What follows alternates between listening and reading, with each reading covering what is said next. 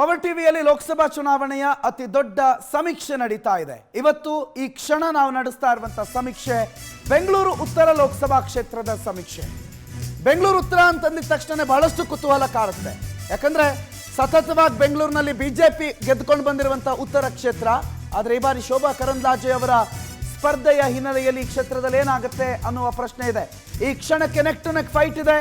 ಶೋಭಾ ಕರಂದ್ಲಾಜೆ ಮತ್ತು ರಾಜೀವ್ ಗೌಡ ಇವರಿಬ್ಬರ ಮಧ್ಯೆ ಹಣಾಹಣಿ ನಡೀತಾ ಇದೆ. ನಿಮ್ಮ ಆಯ್ಕೆ ಏನು? ಬೆಂಗಳೂರು ಉತ್ತರದ ಮತದಾರರಾದ ನೀವು ಈ ಬಾರಿ ಯಾರಿಗೆ ಮತ ಹಾಕ್ತೀರಿ? ರಾಜೀವ್ ಗೌಡ್ರಿಗ, ಶೋಭಾ ಕರಂದ್ಲಾಜೆಗ? ನಮಗೆ ಹೇಳಿ, ಕರೆ ಮಾಡಿ. ನಿಮ್ಮ ಮತ ಯಾರಿಗೆ ಅನ್ನುವ, ನಿಮ್ಮ ಕ್ಷೇತ್ರದ ಟ್ರೆಂಡ್ ಅನ್ನು ತಿಳಿಯುವ ನಮ್ಮ ಈ ಸರ್ವೆಗೆ ನಿಮ್ಮ ಬೆಂಬಲವನ್ನು ಕೊಡಿ. ಇನ್ ಎಲೆಕ್ಷನ್ ಸೆಂಟರ್ನಿಂದ ನನ್ನ ಕೊಲೀಗ್ ಕಾರ್ತಿಕ್ ಲೈವ್ ನಲ್ಲಿ ಜಾಯ್ನ್ ಆಗಿದ್ದಾರೆ. ಕಾರ್ತಿಕ್, ಈ ಕ್ಷಣದ ಟ್ರೆಂಡ್ ಏನು, ಏನೇನು ನಡೀತಿದೆ ಬೆಂಗಳೂರು ಉತ್ತರ ಲೋಕಸಭಾ ಕ್ಷೇತ್ರದ ಚುನಾವಣಾ ಸರ್ವೆಯಲ್ಲಿ? ಪ್ರಣೋತ್, ಬೆಂಗಳೂರು ಉತ್ತರ ಕ್ಷೇತ್ರ ಅಂತ ಹೇಳಿದ್ರೆ ಅದು ಬಿಜೆಪಿಯ ಭದ್ರ ಕೋಟೆ ಅಂತ ಕರೆಸ್ಕೊಂಡದ್ದು. 2019ರಿಂದ ಸದಾನಂದ ಗೌಡರು ನಿರಂತರವಾಗಿ ಗೆಲ್ತಾ ಇರುವಂತ ಕ್ಷೇತ್ರ. ಅಷ್ಟು ಮಾತ್ರ ಅಲ್ಲ, ಇಲ್ಲಿ ಯಾರೇ ನಿಂತರೂ ಕೂಡ ಬಿಜೆಪಿಯಿಂದ ಗೆದ್ದು ಬರ್ತಾರೆ ಅನ್ನುವ ಮಟ್ಟಿಗೆ ಅಲ್ಲಿ ವಾತಾವರಣ ಇತ್ತು. ಆದ್ರೆ ಈಗ ಅದಿದೆಯೋ ಅನ್ನುವಂಥ ಪ್ರಶ್ನೆ ಮೂಡ್ತಾ ಇದೆ ಪ್ರಣೋತ್. ಯಾಕಂತ ಹೇಳಿದ್ರೆ ಪಕ್ಕ ನೆಕ್ ಟು ನೆಕ್ ಫೈಟ್ ಆಗ್ತಾ ಇದೆ. ಬಹುಶಃ ಬೆಂಗಳೂರು ಬಿಜೆಪಿ ಅಷ್ಟು ಭದ್ರಕೋಟೆ ಅಂತ ಕರೆಸ್ಕೊಂಡಂತ ಕ್ಷೇತ್ರದಲ್ಲಿ ಯಾಕೆ ಈ ನೆಕ್ ಟು ನೆಕ್ ಫೈಟ್ ಆಗ್ತಾ ಇದೆ ಅಂತ ಹೇಳಿದ್ರೆ ಇಲ್ಲಿ ಎರಡು ಕಾರಣಗಳನ್ನ ನಾವು ಇಲ್ಲಿ ಗಮನಿಸಬೇಕಾಗತ್ತೆ. ಒಂದು, ಶೋಭಾ ಕರಂದ್ಲಾಜೆ ಅವರನ್ನಗೆ ಈ ಬಾರಿ ಸದಾನಂದ ಗೌಡರನ್ನ ತಪ್ಪಿಸಿ ಶೋಭಾ ಕರಂದ್ಲಾಜೆ ಅವರಿಗೆ ಅಲ್ಲಿ ಟಿಕೆಟ್ ಕೊಟ್ಟಿರುವಂಥದ್ದು. ಬಹುಶಃ ಉಡುಪಿ ಚಿಕ್ಕಮಗಳೂರಿನಲ್ಲಿ ಏನು ಗೋ ಬ್ಯಾಕ್ ಶೋಭಾ ಅನ್ನುವಂಥ ಅಭಿಯಾನಗಳಾಯ್ತೋ ಆ ಅಭಿಯಾನಗಳು ಬೆಂಗಳೂರು ಉತ್ತರ ಭಾಗದ ಜನರ ಮೇಲೆಯೂ ಕೂಡ ಪರಿಣಾಮವನ್ನು ಬೀರಿದೆ.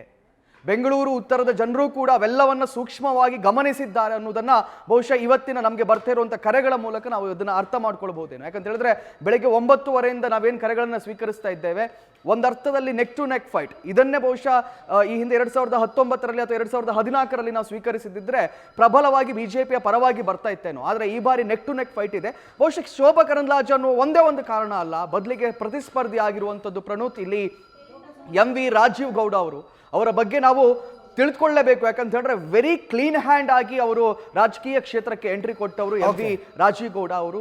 ಈಗಾಗಲೇ ರಿಸರ್ವ್ ಬ್ಯಾಂಕ್ ಆಫ್ ಇಂಡಿಯಾದಲ್ಲಿ ಡೈರೆಕ್ಟರ್ ಆಗಿ ಕೂಡ ಕೆಲಸವನ್ನು ನಿರ್ವಹಿಸಿದ್ರು. ಅಷ್ಟು ಮಾತ್ರ ಅಲ್ಲ, university of Pennsylvania, university of California, saint Joseph ಯೂನಿವರ್ಸಿಟಿಗಳಿಂದ ಡಿಗ್ರಿಗಳನ್ನು ತಗೊಂಡಂಥವರು, PhD ಹೋಲ್ಡರ್ ಆಗಿರುವಂಥವರು. ಬಹುಶಃ ಓರ್ವ ಸಮರ್ಥ ವ್ಯಕ್ತಿಯನ್ನು ಕಾಂಗ್ರೆಸ್ ಈ ಬಾರಿ ಈ ಬೆಂಗಳೂರು ಉತ್ತರ ಕ್ಷೇತ್ರದಿಂದ ಅಭ್ಯರ್ಥಿಯಾಗಿ ನಿಲ್ಲಿಸಿರುವಂತ ಕಾರಣದಿಂದಾಗಿ ವೆರಿ ಎಜುಕೇಟೆಡ್ ಫೆಲೋ ಮತ್ತು ವೆರಿ ಸೆನ್ಸಿಟಿವ್ ಫೆಲೋ ಅವರು ಆಗಿರುವುದರಿಂದಾಗಿ ಜನರು ಒಂದರ್ಥದಲ್ಲಿ ಯಾರಿಗೆ ಮತವನ್ನು ನಾವು ಹಾಕಬೇಕು ಅನ್ನೋದರ ಆಲೋಚನೆಯನ್ನ ಈಗಷ್ಟೇ ಮಾಡ್ತಾ ಇದ್ದಾರೆ ಅಂತ ಹೇಳ್ಬೋದು. Okay, right. Thank you Karthik ಮಾಹಿತಿಗೆ.